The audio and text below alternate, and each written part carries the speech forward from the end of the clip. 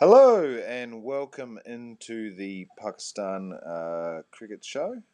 Well, not exactly, actually. This is a match review of the second match between Pakistan and New Zealand in Hamilton, in New Zealand. And I'm joined by my co hosts, Rana Umir and Asim. Hi, chaps.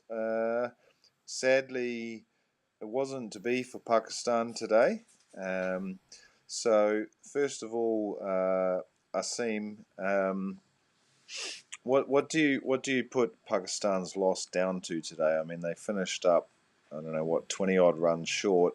Why do you think that Pakistan wasn't able to propel themselves to victory against a score that wasn't so tough? They conceded it when New Zealand batted first. They made 194. Pakistan Mhm. finished on 173. What Asim? Why do you think Pakistan didn't make it today? I think, and it was mainly because Pakistan struggled in the middle over. Can you hear me? By the way, I just wanted to quickly Yeah, check. yeah, yeah. Hear you Okay, fine. all right. So I think it was just the middle overs where Pakistan lost the plot. They started off brilliantly. I mean, wearing those two wickets that felt earlier. Babar Azam and Fakhar Zaman did exceptionally well to take them past 100 runs after the 10th over. But I think it was that middle phase where Fakhar and then Azam and then Iftikhar got out within no time. And there was a time when there were 22 balls in between when Pakistan didn't score a single boundary. And I mean, with the required run rate of over 10, if you're not able to score boundaries and you literally pass 4 overs without any boundary, I think there are high chances the run rate will go up towards the end. And this is exactly what happened. Although Babar was there at the other end, he played superb innings today. This is what was required from Babar Azam right from the start. He showed aggressive intent. He hit the boundaries at will. But again, that middle phase where Iftikhar and Azam and Fakhar, all three of them got out in no time. This is where Pakistan lost the plot. Well, we'll come back to the Pakistan innings, but Umir, let's talk a bit about the New Zealand innings because Shaheen won the toss again today, so for second match in a row, put New Zealand in. Um, But Pakistan didn't take their first wicket until Conway was out for what was he out for 20. But it was only in the fifth over, well, actually the 5.1 balls into the power play. New Zealand had already 59 on the board at that point. Um, so probably that suggests that Pakistan didn't bowl very well today, and the opening bowlers were Harris Ralph and Shaheen Shah Afridi. And actually, their bowling analysis isn't too bad. I mean, Shaheen had 4 overs, no wicket for 30. Harris Ralph had 4 overs, 3 for 38. Obviously, he picked up his wickets later. But what do you think's going wrong, Umir, with Pakistan's bowling approach at the start of the innings? First of all, any team who have lost the first match with 40 odd runs, so winning the toss in the second match again, definitely any other team would have gone with batting first. But the problem with Shaheen is that, not with Shaheen actually, it's with the Pakistan team management that they do not have that much confidence in their batting that they can put on a good total. We have seen Pakistani batting struggling against top teams where they were only able to put a par score, nothing like a good score which could have won matches for them. So I think they had the same thing in their mind. That's why they opted to go with the ball first option. And with respect to the bowling, the first like the first phase, the first 10 overs of Pakistani bowling, that was again pathetic. To be honest, they repeated the same mistakes, and it took almost 10 overs for them to understand that what sort of length they should be bowling at this wicket. And things got changed eventually when they. Started to hit the hard line deliveries. The pacer got them back into the game.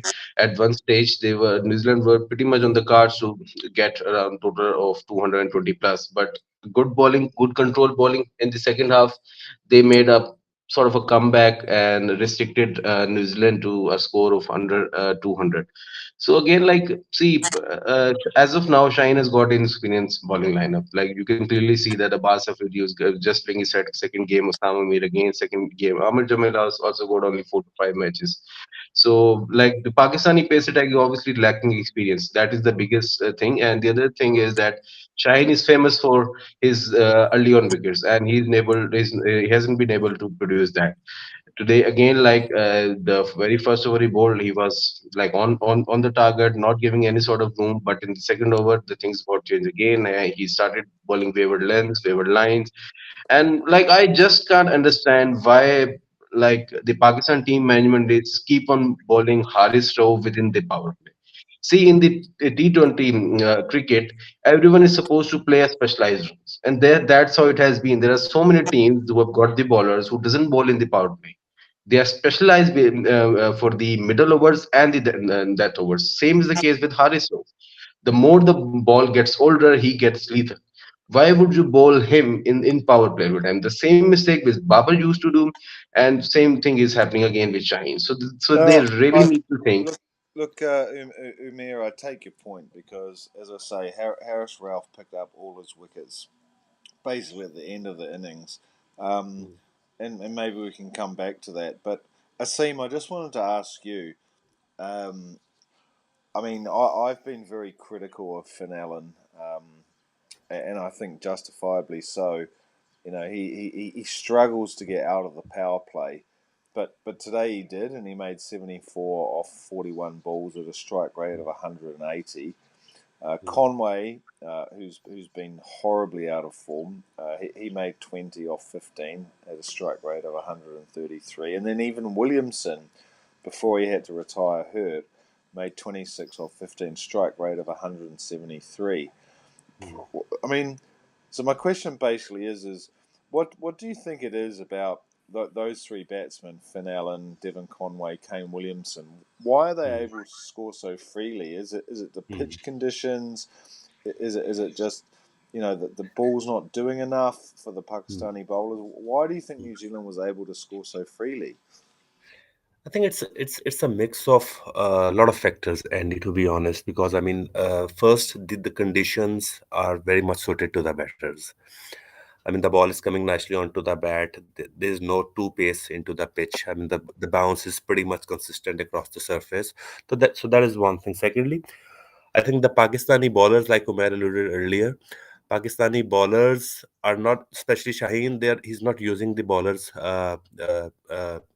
the right order. So, for example, Haris Rauf is not the one who can come up and ball in the power play overs. He's not the one who can swing the ball.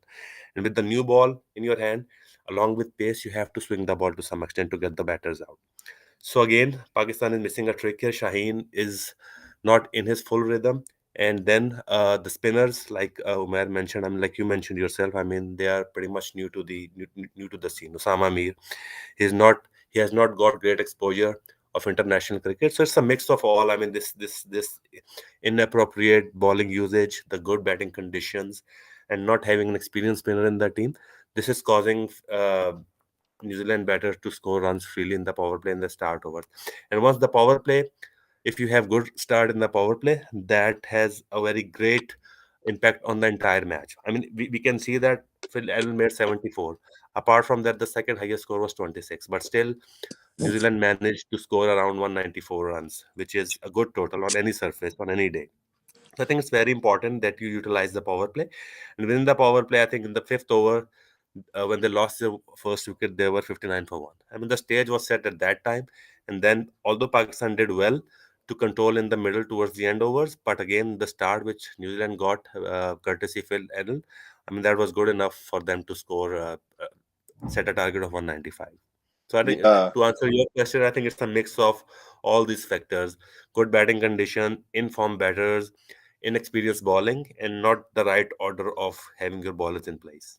it's kind of interesting though, isn't it? When you look at the bowling figures, so I'll just run through them real quickly. So of course New Zealand made 194 for 8, but look at the bowling figures. Shaheen, so they just shoot Pakistan just used 5 bowlers today, so no part timers. And actually, the worst analysis in terms of runs conceded was Abbas Afridi. He had 2 for 43. And Amir Jamal, he had 1 for 42, but Usama Mir 1 for 39. Harris Ralph 3 for 38. Shaheen Shah Afridi none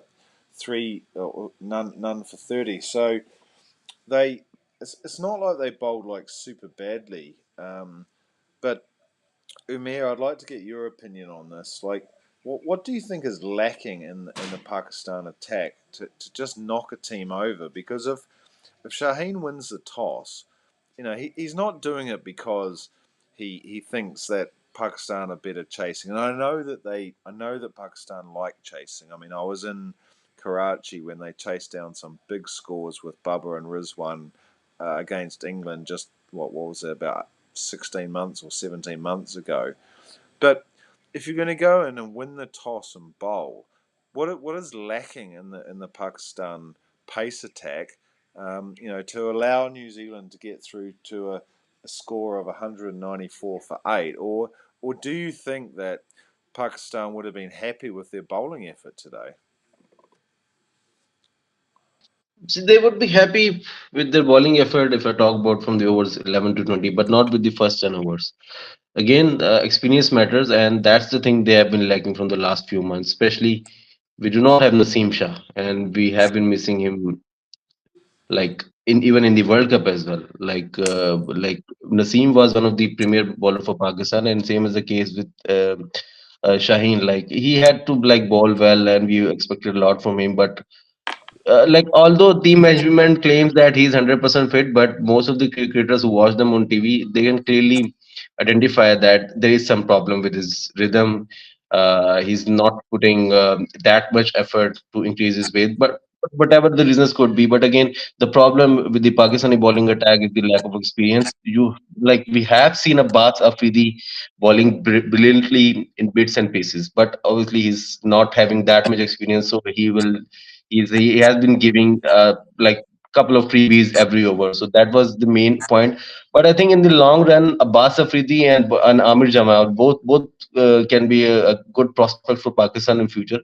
But like the experience will definitely come at the more they play. So they need more time. But as of now, like if you ask me one single thing, what is lacking in this Pakistani bowling tank, that is experience. And I think still things will get sorted out as soon as we will get the team Shah back in Pakistani team. So just looking at the batting today, okay, so it didn't. I mean, Saim Ayub obviously did brilliantly in the last game in the sense that he scored a lot of runs very very quickly. Today he was out. He was out for one.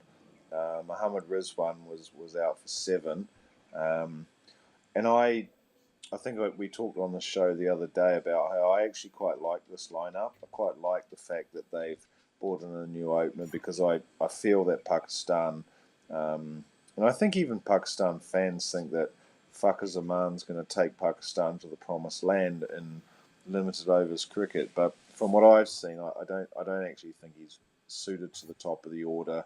I don't think he has the temperament to do it.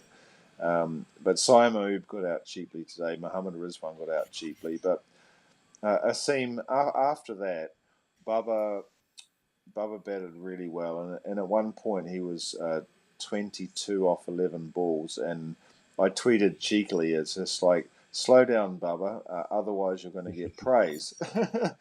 And Baba and Fucker took the score from 10, so 10 for 2. They got through to 3 for 97 in the 10th over before Fucker got out for an incredible 50. But what did you make of that whole situation or the dynamic of having Bubba at 3 and Fucker at 4, Asim? I think this is. I mean, today, if you see today's match, the way Baba played, I think this is the way. If he continues to play like this, I think this is a good batting order to be in. But usually, what happens? I mean, what we have seen in the past, Babar. I mean, even it happened today as well, where in the first phase of the innings for the first 23 runs, Babar took 11 balls. Then for the next runs, he took 23 balls. And again, in the end, he accelerated a little. So, I mean, Babar always needs someone at the other end to support him to finish the game. I mean, we haven't really seen any impact innings where he single-handedly took the game away. I mean, all the big matches which Babar has won in the past, whether they're chasing 200 or whether they're chasing 150 for zero against India, in all the matches, Babar needed support from the other side.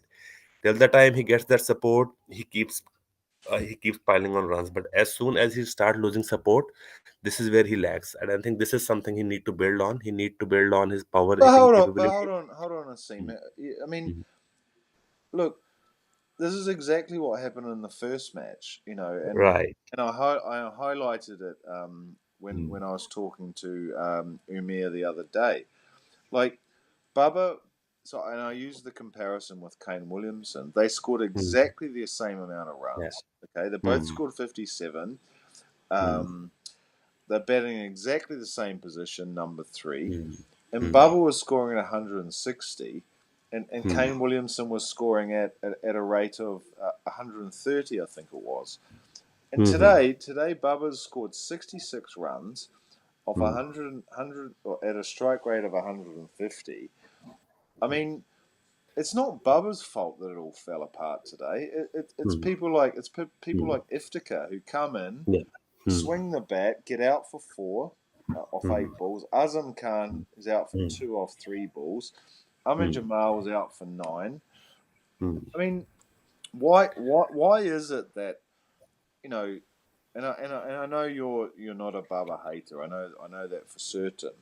But mm, why is it that Bubba is blamed when mm. Pakistan loses? I mean, he batted brilliantly today, and yes, I take your point. No one stuck with him, but isn't that the whole point?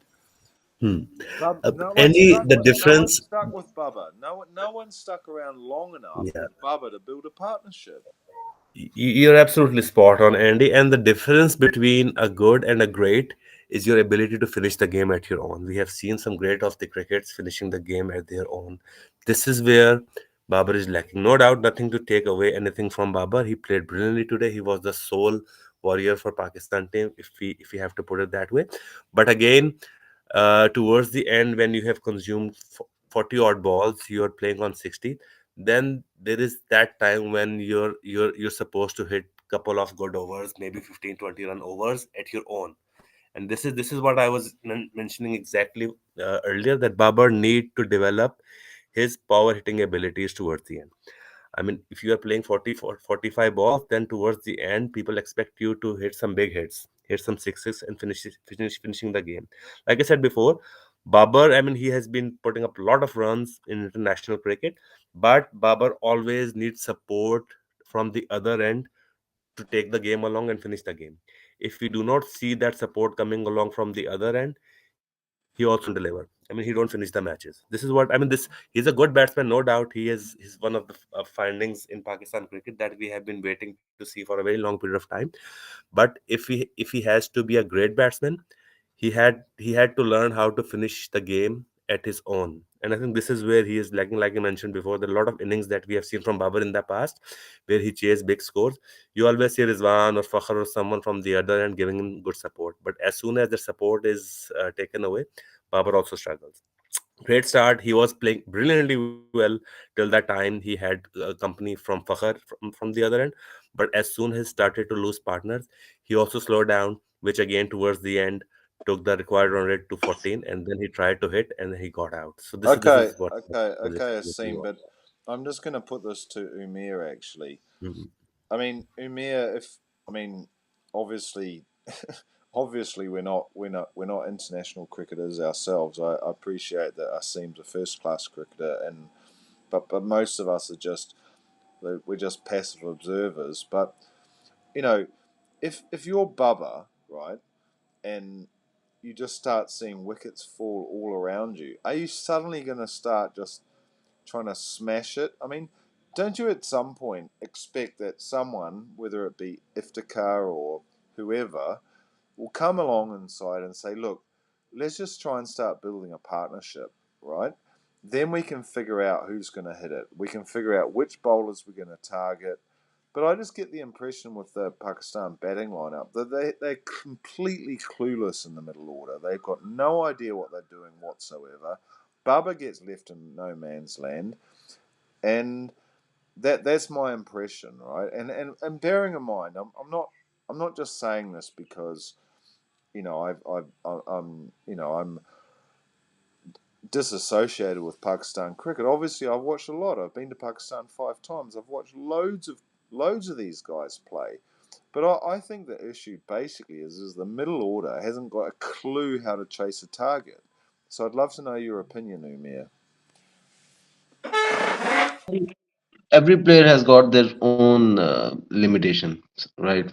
And talking about Babar specifically, you cannot expect him to score 15 runs an over, to be honest.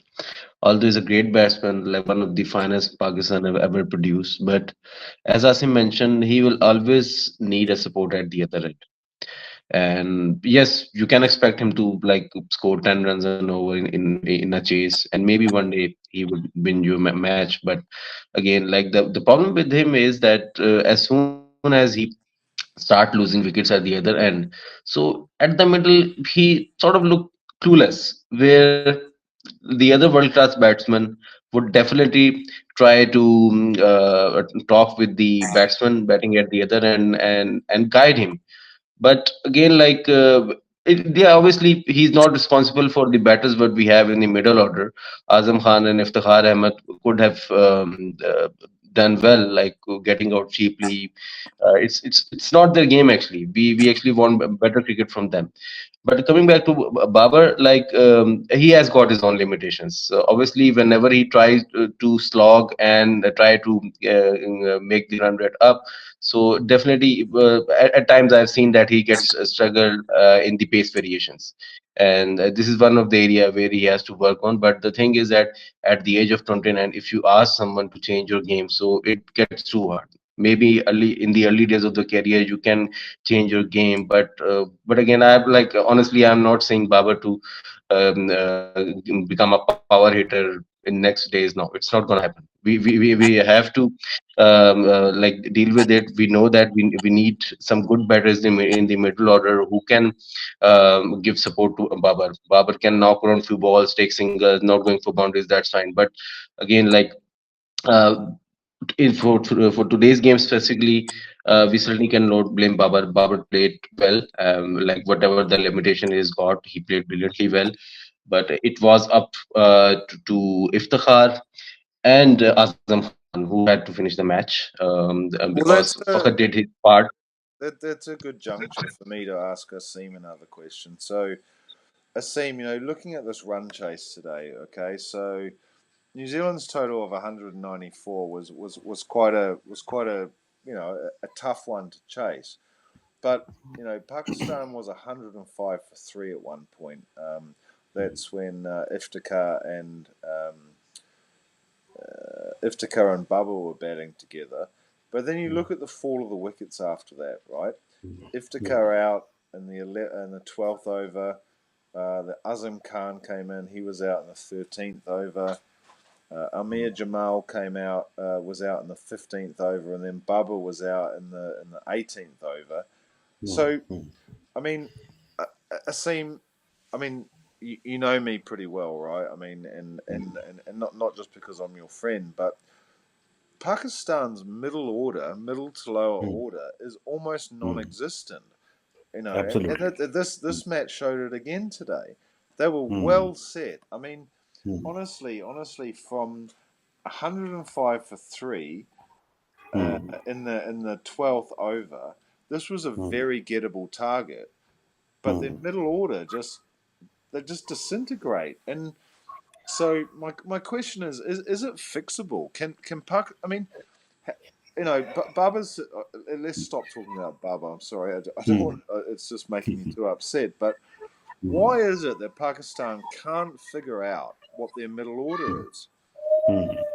I think, Andy, it's lack of middle order talent that we have seen in the domestic circuit. I mean, I mean, PSL is the biggest T20 tournament that Pakistan play, and we don't see any middle order batsman who can actually make it to the top team.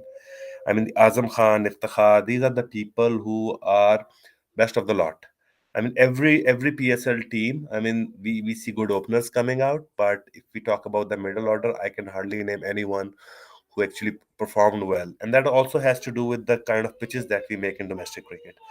The national T20 and the domestic cricket, the pitches are so flat that even the top order, the openers get a lot of runs, and the middle order, especially in the T20 format, they don't get enough time to showcase their skills. So I think even if you see today, Pakistan today's team, the top four, all of them have been open who are registered one way or the other. Fakhr is an opener. Babar is a T20 opener. And then Rizwan and Saim Ayub, they're also openers who are opening the batting. So the top four are openers with us. And then comes to Iftikhar and Azam, who are the best find. I don't blame the team management for selecting Azam and Iftikhar because this is the best option that we have. If we see performances in PSL and other international leagues, Azam Khan have been scoring runs. He have been winning matches for his team single-handedly. And in the PSL, I mean, we have seen some great innings. Same goes for Iftikhar. So if we look in the domestic circuit, we do not find anyone who can actually replace them. And this is an unfortunate situation to be in.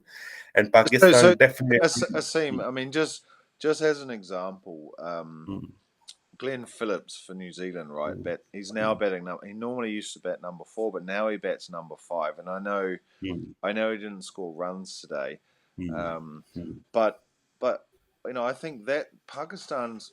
I thought there was Pakistan was lacking two things. I think mm, first of all an explosive opener, and then mm, you follow me on Twitter, and everyone says, "Oh, well, fuck, Zaman's that guy." And I'm like, well, I mm, don't think he is actually. I just don't think he's very good. And actually, I mm, think he's probably quite well suited to number 4. mm. Um, but then my question was always the middle order. But if you look Yeah. at Glenn Phillips, New Zealand's got Glenn Mm, Phillips coming in at number 5. mm, Vastly mm. experienced cricketer who can pace an innings. He knows when to Mm. smash it, when not to smash it, and Right. maybe I don't know. Maybe I just kind of and obviously there's other factors at play, right? Like the team Mm, management's constantly mm. changing, the Yeah. captain's constantly changing, Mm, but I just feel that someone like Iftikhar is absolutely mm. not the right person at number 5. There should be True. someone that's a bit more Mm, specialised in that position. And mm, I mm. mean, yeah, okay, probably enough of that. Um, Yeah. so let's just move to Amir. Hey, so Amir, I mean, based on what you've seen over the last two matches, Pakistan's come up short in both the first match at Auckland at Eden Park and today again. Do you think there's any chance of Pakistan winning a match in this series? To be honest, like I was expecting Pakistan to win this series. Why? Just because they are one of the best team in T20, like based on their track record, history, and this is the format which suits the most. This format suits the most. If I compare Pakistan performance in the other two formats as well, this is the best one for Pakistan. See over here, like the two things which have been haunted Pakistan. One is the lack of experience in the bowling lineup, and the other thing is that the middle order is like sort of not performing up to the mark. So plenty of things need to be sorted out for the remaining matches. But I still believe that Pakistan can bounce back. Think they need to sort out. They need to talk with their bowlers who are the newbies, that which length they need to hit, how to bowl tight lines. And the other thing is that Iftikhar and Azam Khan needs to step. As Asim mentioned, these are the best middle batters we have in the domestic circuits. Unfortunately, in the domestic circuit, we don't have the middle order batters just because people are more inclined towards occupying the opening slot, and like they feel that anyone who is opening the batting, they get more chance. They get more chance of facing bulk of the delivery. So unfortunately, these things happen. But again, for the upcoming matches, I think these things needs to be sorted out. Plus, I believe that Zaman Khan should be Mm, tested. I'm not sure whether they are going to drop mm. Abbas Afridi, but as I mentioned earlier, Abbas Abidri has been inconsistent, but at times he was bowling pretty well. So yeah, plenty of challenges for Shaheen and the team management for the upcoming matches. And I, Just I'm sorry, sorry, guys. just to build up on what Umair uh, mentioned, uh, uh, I think Amir Jamal, although he did great in Test cricket, we have recently seen, but I don't think he's good enough in setting it well for the Test cricket as of now. And then I think Zaman Khan is a better option to be used instead of going Amir Jamal for now, because we need someone who can actually bowl good death overs, and this is where Amir Jamal is struggling. I mean, although he did great in Test cricket, but when it comes to T20 cricket, it's a different ball game altogether. So I think some changes need to be made. Maybe starting off with Abbas Afridi at the start and give middle overs and death overs to Haris Rauf and Zaman Khan. I think we'll probably see some improvement. Yeah. Hey, And so just Asim, one last thing, Sandeep. hey, sorry, Asim, I just wanted to ask you one more question, right? Mhm. So Azam Khan is not a guy I'd even heard of before, and I Mhm. know there's a lot of tweets going around about he's been eating too many pies and all this sort of stuff. And I mean, obviously I don't know anything about the guy, but I just wonder. I just wonder, like, what, as I did on the show the other day, and I talked about it online. I mean, I don't understand why they took the gloves off Rizwan. I mean, Rizwan's an Mhm. excellent wicketkeeper, right? Mhm. So, so in my opinion, he should still be the wicketkeeper. And if Mhm. and if you're going to bring in a number six, which Azam Khan is right now, I mean, you've got to be decent. But he's been an abject failure, and I Mhm. know that Shadab's not he's not available because of injury, and I know Mhm. that Muhammad Nawaz, who's a Mhm. very adept lower order batsman, Mhm. he's also not there. Um, Mhm. but is there anyone in the Pakistan squad that could strengthen that sort of middle order, batting at number 5 alongside Iftikhar, or perhaps at perhaps even number 6, but perhaps even at number 5? Because I feel that Mhm. is their real weakness. Numbers Mhm. 5, 6, and 7 is their real weakness. Right. To answer to that question, Andy, unfortunately, with the current squad, we do not have anyone who can actually replace the middle order, because we have two more guys who can bat, apart from the current batting lineup. That is Sahibzada Farhan and Hasibullah Khan, who is wicket keeper. And again, both of them are openers. So in this current whole squad, we have six openers. Four are playing and two are bench in the bench. Wow, really? 6 openers? Unfortunately, yeah, Incredible. unfortunately. So this is why I earlier said that the best current options for us in the middle order is Azam Khan and Iftikhar Ahmed. And to your question of Azam Khan doing the wicket keeping, I know Rizwan has been a great wicket keeper, but unfortunately, Azam Khan, if he doesn't do the wicket keeping, he'll be someone who have to hide in the outer field. Yeah, no, I So it's understand it's that. it's a pain for the captain to hide him. He cannot run. He cannot sprint. So the best position for him to stand is behind the stance, because Rizwan can Actually, field anywhere. I did see him doing an unbelievably good save down the leg side today. Yeah, I no, saw that. I saw he does that. his wicket keeping. Wicket keeping is his in blood. He's Moin Khan's son. So I Yeah. mean, he doesn't do bad in wicket keeping. He's doing okay. No, No I'm real not. chances I'm not. given. Hey, I'm not. I'm not saying he does bad at wicket keeping, but I'm saying that Yeah, why have your bit? I mean, it's a bit like many, yeah. many years ago, Lee Mm, Jamon. I don't know if you guys are old enough to remember that, but Lee Jamon got made the New Zealand captain, and he was a mm, wicketkeeper. And he yeah. never played a match for New Zealand ever in his life, and he got made Mm, captain. And our mm, best wicketkeeper, probably one of the best ever, who still holds the world record for the most amount of games without conceding a bye, was a guy mm, called Adam Parori. And I'm not mm, saying that Brisbane's at Adam Parori's level, but he is a mm. really, really good wicketkeeper. And it's not Yeah. just that. You know, Mm, you know, you know that the wicketkeeper is the lifeblood of the team. I mean, Asim, I'm sure you know that from your time playing first class cricket. So yeah. I Yeah. just I just don't understand why you'd take the gloves off Rizwan for any Yeah. reason whatsoever. And Mm, but I guess the jury's out, and maybe Azim Khan will come good and smash I mm. don't know, Yeah. 50 off Yeah. 20 balls in the next Yeah. match. But I just Mm, feel that the whole side's imbalanced at the moment. But anyway, guys, I look. agree. Anyway, guys, I think we've had enough for one night. Hmm. For your sake, sorry that Pakistan lost today, and for my sake, as you know, I'm a huge fan of the PCT. So anyway, we're going to wind it up there. So thanks very much to my co-hosts, Rana, Umair, and Asim.